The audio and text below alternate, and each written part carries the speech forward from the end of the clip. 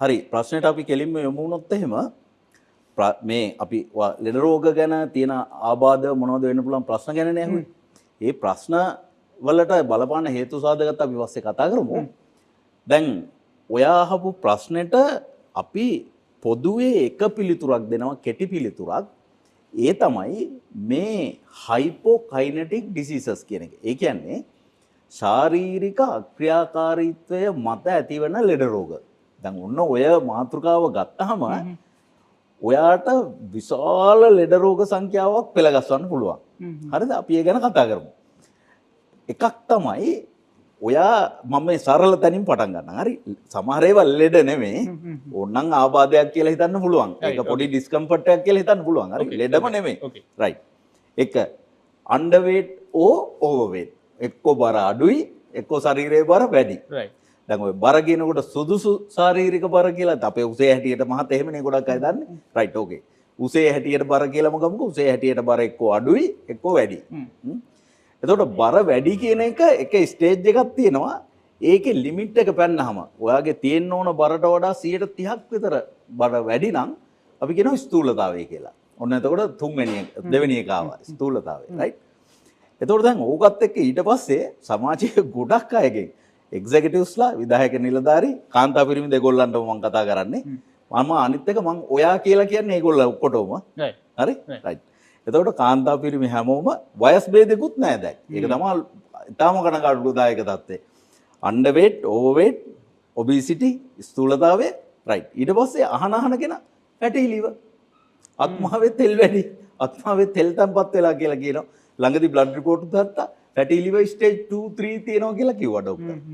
ඔන්න fatty lever. කියන්නේ අත්මා ඒවා ගොඩක් විග්‍රහ කරන්න ඕන දේවල් කෙටියෙන් කතා කරේ නෑ. අත්මාවේ තෙල් දැම්ම.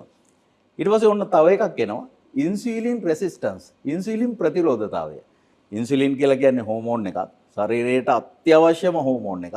තාමත්ම වැදගත් හෝමෝන් එකක්. දැන් මේක හරියට ක්‍රියාත්මක වෙන්නේ නැහැ ශරීරේ. ඒ නිසා මේ ඉන්සියුලින් හෝමෝනය සෛලත් එක්ක ශරීරයේ සෛලත් එක්ක ප්‍රතිරෝධතාවයක් දක්වනවා. ඒතර ඉන්සියුලින් රෙසිස්ටන්ස් කියන එක. දැන් ඒක වාට ආබාධයක් විදිහට ගන්නත් පුළුවන් රෝගයක් විදිහට ගන්නත් පුළුවන්. රයිට්.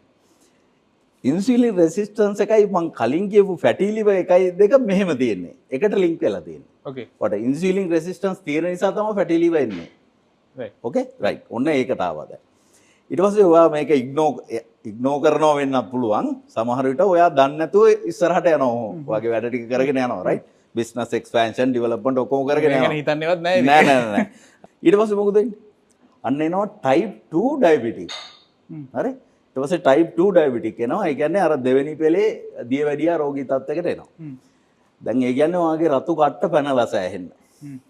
දැන් ඔන්න ඔය ටික වෙද්දී ඔයාට සෑහෙන ලොකු ජීවිත තර්ජනයක්, සෞඛ්‍ය තර්ජනයක් පටන් අරගෙනත් සෑහෙන දුරක් ඉස්සරහට ගිහිල්ලා. දැන් මට හම්බෙන එදිනෙදා ජීවිතයේ මගේ වෘත්තීය ජීවිතය තුළ හම්බෙන ක්ලයන්ට්ස්ලාගේ එන data analyze කරලා බලුවම ඊළඟදී මේ ඩයබටික් කන්ඩිෂන් එකට ඔයාට ගොඩක් වෙලාවට බෙහෙත් බොන්න සිද්ධ වෙනවා. වෛද්‍ය උපදෙස් මත ඔයාට බෙහෙත් ඖෂධ ලබා ගන්න සිද්ධ වෙනවා ගොඩක් අයට. සමහර අයට එතෙන්දිත් අපේ දෙවිවරු වගේ ඉන්න සමහර වෛද්‍යවරු කියනවා අපි දැම්ම බෙහෙත් පටන් ගන්න ඕනේ නැහැ. තව චුට්ටක් ඉමු.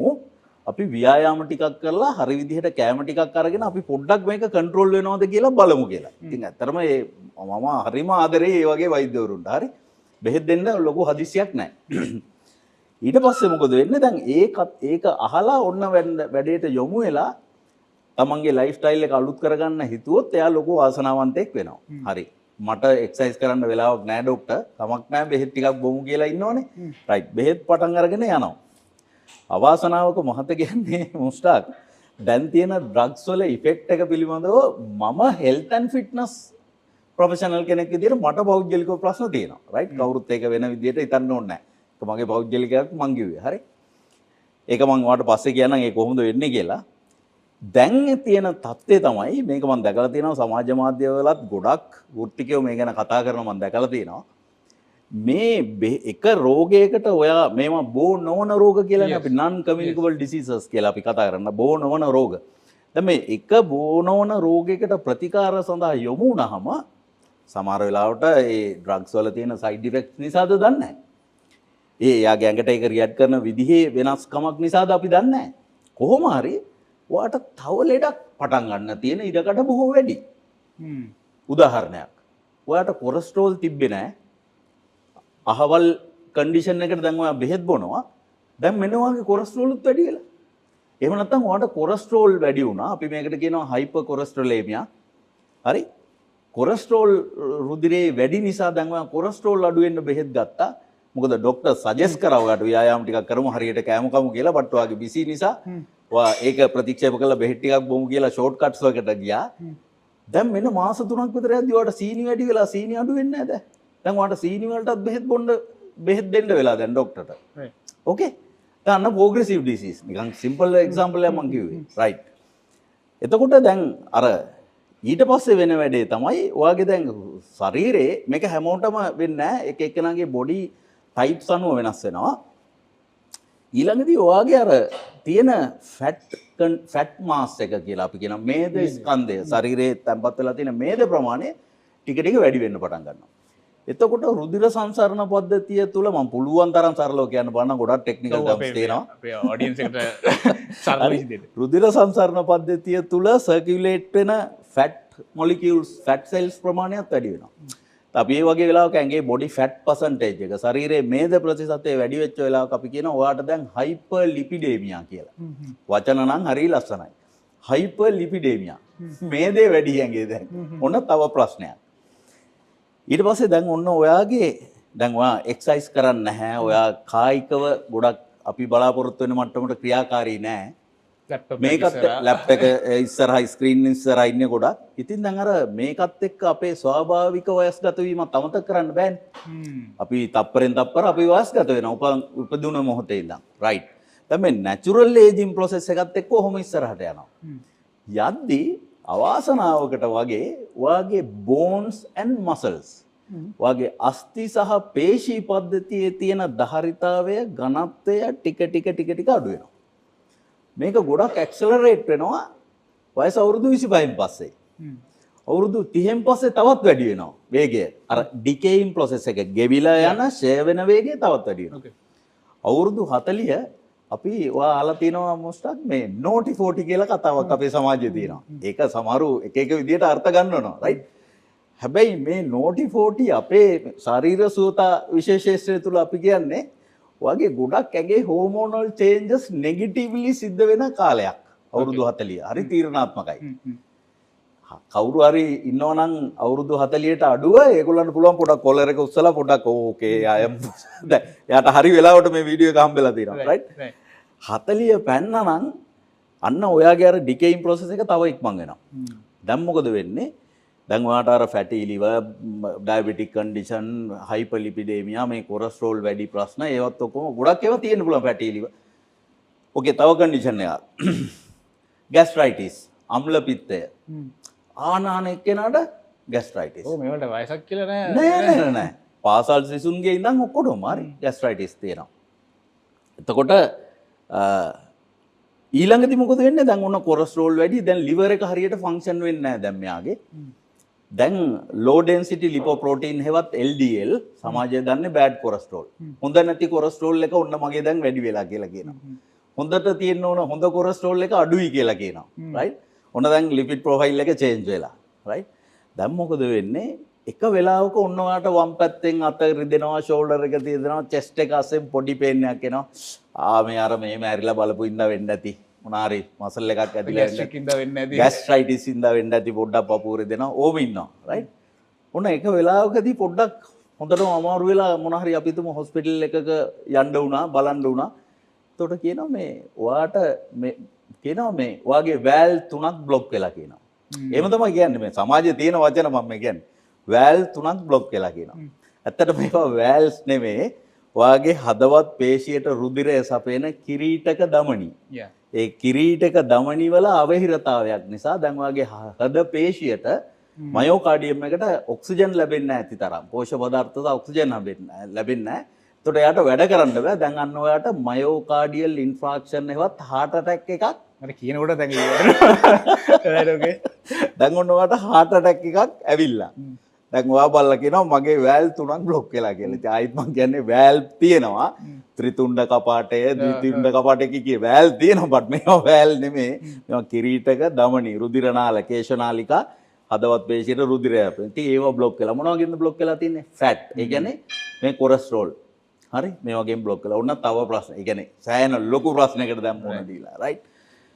ඊට පස්සේ මොකද වෙන්නේ? ඔන්න කෝකටත් කියලා ડોක්ටර් කියනවා අපි වකුගඩුත් පොඩ්ඩක් බලමුද කියනවා. දැන් ඔයා පෞගේ අවුරුදු 3ක් 4ක් බේත් දීලා නෙන්නේ. පොඩක් කෝකටත් වකුගඩුත් බලමු කියලා වකුගඩු වල තත්ත්වය කිඩ්නි කන්ඩිෂන් ටෙස්ට් එකකුත් බලනවා. ඉතින් ડોක්ටර් කියනවා මේ වකුගඩුත් දැන් පොඩ්ඩක් දුර්වල වෙලා වගේ තියෙන්නේ. මේකත් අපි පොඩ්ඩක් බලන්න වෙනවා ටිකක් වැඩිපුර කියලා. ඔන්න දැන් තව ප්‍රශ්නයක්. හරි. ඊට පස්සේ තව කෙනෙක්ගේ ඔහොම ગેස්ට්‍රයිටිස් කන්ඩිෂන්ස් උත් තිබිලා මෙහෙම ඉස්සරහට ගිහිල්ලා එක වෙලාවකදී කියනවා මෙයාට ලූස් මෝෂන්. එක්කෝ මෙයාට කොන්ස්ටිපේෂන්. මේක නවතින්නේ නැහැ. හරිම අපහසුයි. එක්කෝ මෙයාගේ ඇඟ වැහැරෙනවා හොඳටම. හැබැයි මෙයාට ඩයබටිකුත් නැහැ. මෙයාට ශක්තියක් නැහැ. ඇඟ නිකන් කෘෂ වෙලා දුර්වල වෙලා යනවා. ආනායත වඳුරන්නත් බෑ මොනවද කියලා අහනවා. හරි. ඉතින් ගිහිල්ලා බැලුවහම මෙයාගේ අන්න සමහර වෙලාවට ඇබ්ඩොමිනල් මේ සිස්ටම් එකේ ඩයිජෙස්ටිව් ට්‍රැක් එකේ ජීර්ණ පද්ධතියේ පිළිකා තත්ත්වයක් වෙන්න පුළුවන්. මිනිස්සෙකුට ජීවිතයේ අහන්න හම්බ වෙන ඉතාමත්ම සෝචනීය භයානකම වචන තුනක්.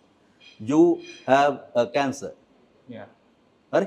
ඒතකොට මේක අහනකොට ඔයාගේ මුළු ජීවිතේම කඩාගෙන වීමට වැටෙනවා. නේ? දේවල් මහන්සි වෙන දේවල් වෙච්ච දේවල් ඔයාගේ ක්වොලිෆිකේෂන්ස් ඔයාගේ ආචාර්ය පශ්චාත් උපාධි ඒවා මේ ඔක්කොම එතන වැටෙනවා බිම වැටෙනවා. ඉතින් දැන් මේ මම කිව්ව සිම්පල් ඕවර්වේට් ඔබීස් කන්ඩිෂන් එකක ඉඳලා ෆැටි ලිවර් ગેස්ට්‍රයිටිස් කන්ඩිෂන් එකක ඉඳලා ඔය සීනි කොලෙස්ටරෝල් ප්‍රශ්න හරහා heart attack හෘද රෝග තත්ත්වයන් වලට ඇවිල්ලා අන්තිමේදී කැන්සර් එකක් දක්වාම අපිට මේ ප්‍රශ්න දැන් සමාජයේ බහුල ලෙස දකින්න පුළුවන්. හැමෝම කියන්නේ how to become successful, how to get the financial freedom, okay, how to reach your goals, how to this and that. මම බලුවා okay. හැබැයි මම දකිනවා මතක වෙච්ච දෙයක් තියෙනවා. හැමෝටම අමතක වෙච්ච දෙයක් තියෙනවා. ලක්ෂ 500ක විතර ලක්ෂ 650ක විතර වාහනයක යන CEO කෙනෙක්, කම්පැනි ඕනර් කෙනෙක් විශාල ව්‍යාපාරයක් ලංකාවේ පිහිටවලා දසදහස් සංඛ්‍යාත පිරිසකට රැකියා අවස්ථා දීලා රට ජාතිය වෙනුවෙන් ලොකු දෙයක් කළා. එයා පිට රට ගිහිල්ලත් නැහැ. හැබැයි එයාගේ ජීවිතේ එක පැත්තක් බැලුවහම එයාට දැන් ඔෆිස් එකට එන්න විදිහක් නැහැ. එයා වැඩිපුර ඉන්නේ හොස්පිටල් එකේ. එයා totally drug dependent. මම බැලුවා මේක හරියන්නේ නැහැ. එහෙනම් අපේ ව්‍යවසායකයන්, අපේ ව්‍යාපාරික මහත්ම මහත්මීන් දැන් ඒගොල්ලන්ගේ අලුත් ලයිෆ් ස්ටයිල් එක අද ඉඳන් පටන් ගන්න ලෑස්ති වෙන්න ඕනේ. ඒකට අවශ්‍ය හැම දෙයක්ම අපි දෙන්න සූදානම් අපේ channel හරහා වෙන. ඒ නිසා මම කැමති මෙන්න මේ තියෙන මේ රෝගාබාධ තත්ත්වයන් පුළුවන් තරම් අඩු කරගෙන අකල් මරණ අපි කියන premature deaths එහෙම නැත්නම් early deaths මෙන්න මේ අකල් මරණ කියන තත්ත්වයන් වලට යන්නේ නැතුව අපි දුක් මහන්සියෙන් මහන්සි වෙලා අපේ ශක්තියතාවයෙන් ගොඩනගපු ව්‍යාපාර තවත් ඉදිරියට දියුණු කරගෙන අපි කොහොමද මේ දේවල් වලින් ගත්ත ප්‍රොෆිට් එක කියලාම කියමුකෝ අපි මේ ලාභය මේ බෙනිෆිට් එක භුක්ති විඳින්න අපි නෑනේ අන්තිමේදී. මේක අපේ දරුවෝ අපේ තවත් අය ඒවා භුක්ති විඳි ප්‍රශ්නයක් නැහැ. බට් අපි නෑනේ. අපිත් ඉන්න ඕනේ ඒක එන්ජොයි කරන්න. අපි කලින් රිටයර් වෙලා අපේ තව පාර්ට්නර් කෙනෙකුට හරි අපේ දුව දරුවන්ට හරි ව්‍යාපාර කටයුතු බාර දීලා අපිත් එන්ජොයි කරන්න ඕනේ පොඩ්ඩක්. ඕකේ what a life my goodness අපි ආපු ගමන කියලානේ හරිලා බලලා. ඉතින් ඒක කරන්න නෑනේ කවුරුත්. බේසික් ඩිග්‍රී එක අරන් පශ්චාත් උපාධිය අරන් සමහර වෙලාවට ආචාර්ය උපාධියත් අරන් අවුරුදු 5ක් විතර සේවය කරමින් ඉද්දි හදිසියෙ අපිට බෑඩ් නිවුස් එකක් එනවා. අහවල අන්තරා වුණා කියලා. අහලා බැලුවාම ගොඩක් අයගේ එයාට කැන්සර් එකක් ඩිටෙක්ට් වුණානේ. එයාට heart attack එකක් තිබුණානේ. එයාගේ සීනි ඕනට වඩා වැඩි වෙලා තිබුණානේ. This is totally unacceptable. මේකට අපි දැන් අපි අර සිහින දකින්න ඒකට පිළියමක් ගන්න තිබ්බා. මේ ඔක්කොම preventable. right. මේ ඔක්කොම preventable. හරි මේක වෙනස් කරගන්න තිබුණු තත්ත්වයක් අපරාධයක්.